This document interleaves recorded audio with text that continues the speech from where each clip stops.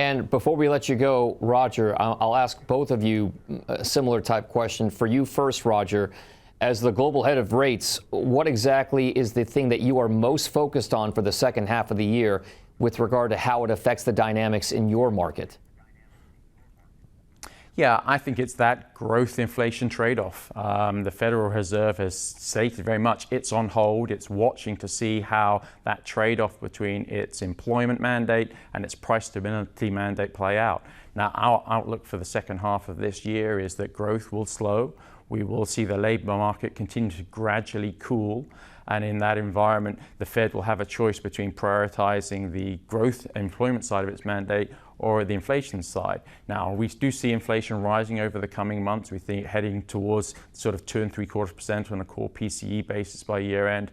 But we think the Fed will ultimately prioritize what we think will be a continued cooling in the labor market and want to provide some insurance. So we think the Fed will ease a couple of times towards the end of this year. We think that will provide a tailwind for bonds, a tailwind for fixed income performance. And so we're confident in the outlook for fixed income and that we think, let's say, that clients should be allocating to fixed income right now.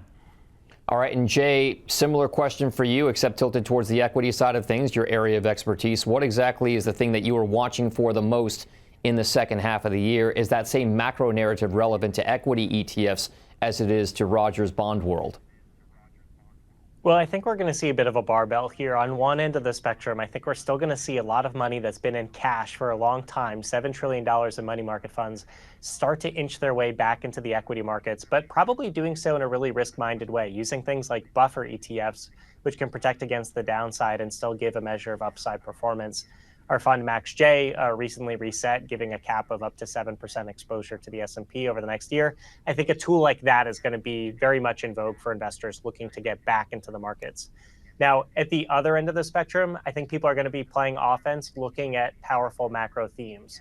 We mentioned AI, but I also think infrastructure is going to be a very key area to look at as we continue to see geopolitics and fragmentation around the world impact markets. I think people are going to be looking at really powerful macro trends like the growth of infrastructure in the United States as a way to, place their bets in the equity markets where they have higher conviction. All right. A fascinating conversation. I wish we had more time for all of it. My thanks to Jay and Roger for the conversation there. Thank you both very much. We've asked Jay to stick around for the ETF Edge podcast. You can catch that and all of our other content at etfedge.cnbc.com. Thanks for watching. We'll see you next week.